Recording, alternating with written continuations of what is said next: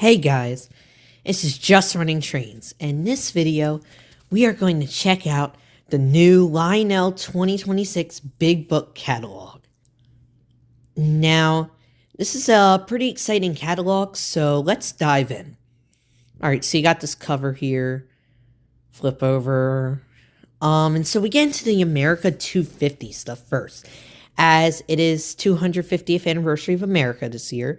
So Lionel's making some trains for it, including bringing back the brass hybrid 440, which now I believe it has sound in it, which is a lot better than when you had to buy like cars to have the sound. It has sounds.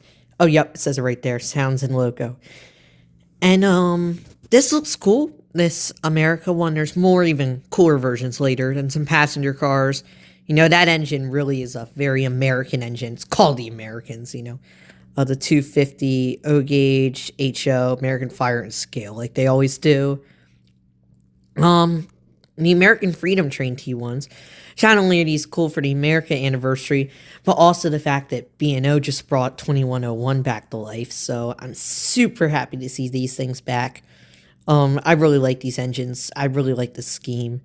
It looks cool. One thing, in some ways, I would have wished they made a Legacy GS4 just so they could do that.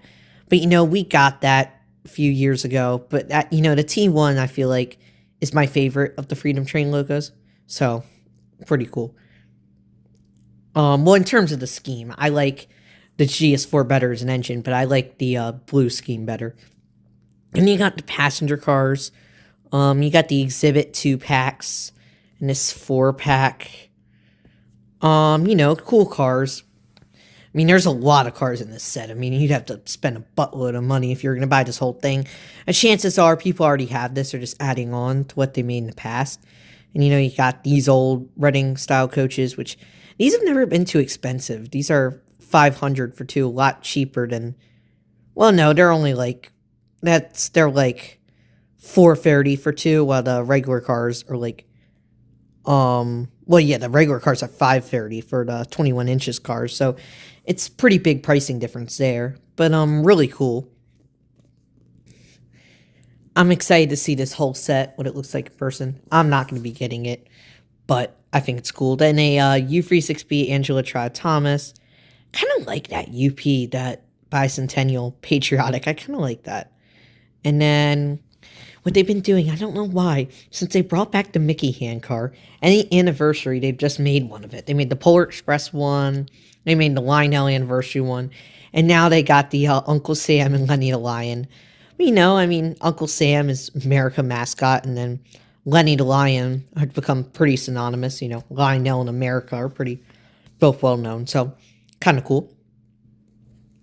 And you really got a little bit for everything. So you got the 440, the Lion Chief sets, diesels, another Lion Chief engine, some O-scale cars. So just pretty cool. And more Lion Chief engines. Probably my favorite thing in this section, the Space Mission Capsule launch cars. Cool to see them bring back this post-war tooling. I already have a post-war one, so I probably won't get it. But yeah, so pretty cool stuff. There's still more of it, the mint stuff. This is like the big thing of the catalog, just like, you know, the 125th anniversary was last year, and the Polar Express anniversary was the year before, Disney before that, you know, and they do those. But this was Founding Fathers cars, and they brought back some of the, like, the original president cars, like the George Washington, Thomas Jefferson, Abraham Lincoln, like, you know, the famous ones. And they they made a America version. So, yeah, that's pretty cool. Patriotic, lighted fast track. You know, that's kind of cool. I mean, the Christmas one is still the OG and the coolest. The one I would get. I wouldn't get this, as I don't know when I'd run it, 4th of July. But, you know, it's pretty cool. And then you got the Vision GP40-2s, which I actually really like this. I think it's cool not to see a big, super expensive steam engine. As much as we all love those, it's cool to see a Vision engine that's under $1,000. Even the GG1s aren't. I mean, this is $850, which, yeah, that's expensive. But for a Vision line, you know, I mean, I think these are going to look really good. You know, they're going to have smokes. They're going to have the lights. I mean, they're going to be Vision. And yes, you know, they're a plastic body. Yeah, they're a diesel. So, of course, they're cheaper. But they're pretty cool. I really like that chassis. And then they got the breakdown one, which I really liked at first until I realized it wasn't powered. And as an idea, it's really cool. But it's $50 more. It's $900 for a non-powered engine. I know it's got like cool smoke and stuff. I just could never bring myself to pay that for something that doesn't have power, you know? If I'm gonna buy it, I want a powered one. It's too bad, 'cause if this was a powered unit and it did the breakdown, that would be so cool. But that would probably be really expensive. So, yeah, I mean, this thing does have like 4 smoke units and all kinds of setting and sounds. I mean, it's still really cool. I'm excited to see what it looks like, but you know, the pricing on that, it's just like I can never spend that much on a non-powered.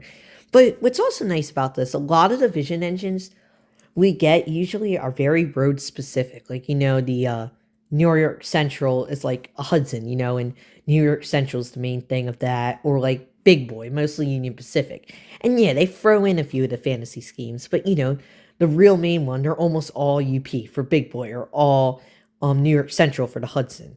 So this is kind of cool. It gives a lot of variety. So it's really one of the more inclusive Vision releases between the price and the schemes, because you got that gold chassis, you got Burlington Northern, a regular chassis, CSX, Rio Grande, NS, Southern Pacific, and then this cool LCCA exclusive CSX, which I actually really like that scheme. But so this is really cool. Gives a lot more options than most Visions do. All right. So now we got the ethanol cars with this huge ethanol set, which I think is like, that's $1,800. It's not that bad for the fact that it has 6 Vision cars, a full scale diesel. I mean, that's a cool set. And these ethanol cars, they seem pretty cool. I don't know. I guess they have, the Vision sounds and stuff. Let me look at the features. Loading, unloading. So it's probably got like sounds of the, liquid being poured in there. Coupler slack. I've seen some of these Vision cars. Someone at my train club has a set of reefers, and they are amazing. I love those. They are so cool. Sets of well, those are regular ones, not Vision. And then the Alleghenies. Yes, I know. I'm so happy the Alleghenies are back. I love the Allegheny. I think it's a really cool engine. Not as great as Big Boy. No big engines as good as Big Boy. Personal opinion. I love Big Boy. But the Allegheny is pretty awesome. I'm excited to see what it looks like. I feel like they haven't made them in a while. At least Legacy. They did make a 2.0 one a few years ago. But I really like, the classic black scheme. But one I'm actually kind of excited to see is the chassis one, which I know some of you might be like, that's not prototypical at all. Like, what? But Lionel has nailed it with the scheme. They first did it with the Greenbrier, and that looked beautiful. And then the Penske turbine, which I thought was a really weird choice, actually looked beautiful in person. So I'm kind of excited. I would not buy this. Of course, the classic one is what I prefer. But I'm just kind of excited to see what it looks like, because Lionel actually really has got the colors like dead on, really good with that scheme. And then you got these 3, which are Virginian, which they did have them, but N&W and Rio Grande, which aren't even railroads that had them. But, I guess they had their own big engines. So cool to see those back. The Legacy Allegheny set, I guess because they didn't do it into GP, this is kind of like the super set. And it's a mighty price. It's a mighty Allegheny set. And it's a mighty price. $4,100. Oh, wow. Wow. I mean, it's got a lot of cars. I mean, it's got it has an Allegheny, which is like a $2,000 engine on its own, 2 Woodside reefers, Vision stock car, 2 steel side boxcars, Freight Sounds boxcar, insulated boxcars, AAR 2 bay hopper. I mean, outside brace hoppers and caboose. I mean, it's got a lot of cars. So, got to give it that, but still very expensive. And then hopper pack, which I think for total for that is $700. That's not bad for, 10 cars, 10 scale, nice cars. It's pretty cool. Then the T1s, glad to see these things back. I love these with the yellow trim. That's 2102. I love the Rambles, the trim. I think that's really cool. And then they got 2100 with that too. Then two with just the black. But I really like the Ramples Strim. I really like that 2102. That's really good looking. So glad to see those back. Allegheny. I don't know what that is. I don't know. I don't even know if that's a railroad. And then the Lionel Lines one. They always seem to do these line store ones. So yeah, pretty cool. The Crusader, which I actually think that looks really cool. I love that scheme. They've done a few fancy schemes with it now, and it's really sharp. I love it. Ah, that looks so good. And then the Reading King Cole, which this one's 2,800, like half of the price of the Allegheny one. And that's a pretty cool set. That's an awesome set. It'll probably look cool in person. Especially I like they did different art in each of the hoppers. Didn't make them all the same. More hoppers. A lot of hoppers. And then, yeah, you have to, the only downside to these hoppers now is you have to buy the coal loads separately, which I would never want to do that. I want the coal load with my hopper, I mean, these hoppers aren't overly expensive, $80, but I still feel like they should come with the coal loads because that's just an essential part of it. And then the 440 is this Lightning Express. This is a really cool looking set. Oh wow, that is a cool set. $2,000 for that. Not horrible, considering the engine's a brass hybrid and passenger cars, those are expensive. And yeah, these things are $1,300, which probably one of the cheapest brass hybrids you'll find. And they look good. I'm excited to see what these look like. And what I'm really happy is that they have sound in them now. Because before you had to buy the passenger cars for sound. I mean, who wants a modern command control engine without sound, right? So it's like, this is awesome that they're doing that. I'm glad they found a way to fit it in there. So, those engines are so small. They barely snuck in the legacy electronics. I think that was back in 2019, but now, later they've been able to put the sound in there, which is cool. They got a whole bunch of paint schemes, cars. These are really cool. And then these C44 9Ws, I like these. That's a cool scheme. Alabama Golf, these. And these are $700, which isn't horrible considering, I mean, they're pretty big diesels. I like these a lot. I like the NS patch BNSF. That's pretty cool.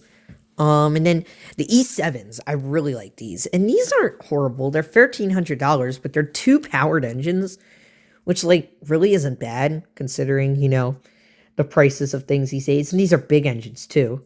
That Chesapeake in Ohio, they got some sharp schemes too. But my favorite ones, one of the least sharp, but just really cool ones, is Penn Central.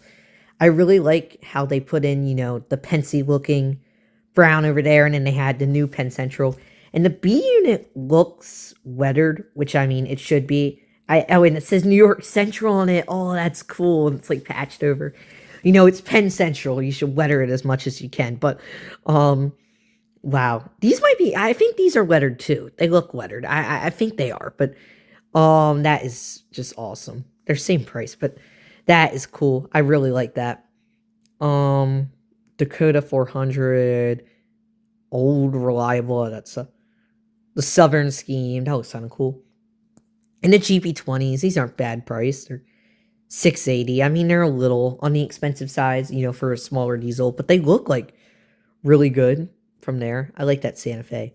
Oh, that's cool. I like that EMD. Oh, put back. I like that EMD demonstrator. That's sharp. That is sharp. I love that. Freight cars. You got the PS1 box cars, which load in them. Lionel trains. That's kind of cool.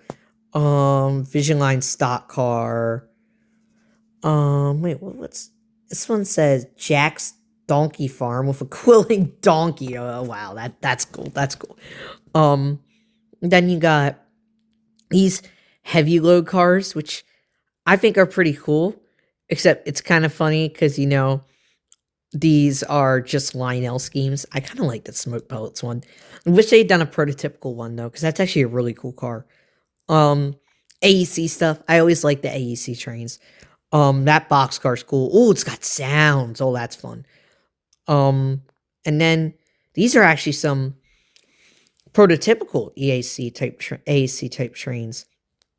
Combine, and then two boxcars are all glow in the dark. Ah, that's so cool. I love the AEC trains. I think those are cool. I have the Burrow crane, And that Legacy set they did a few years ago, oh, that was amazing. It's pretty cool. The Reading passenger cars. These passenger cars I feel like have always been on the less expensive side. 500 for a 2-pack. That's not bad considering today. What's more around 430, not even 500. Freight cars. You got some graffiti hoppers and stuff, which is cool. I always like graffiti cars. More hoppers. Lots of hoppers. So, that is it for part 1 of the catalog review. Going to the scale stuff.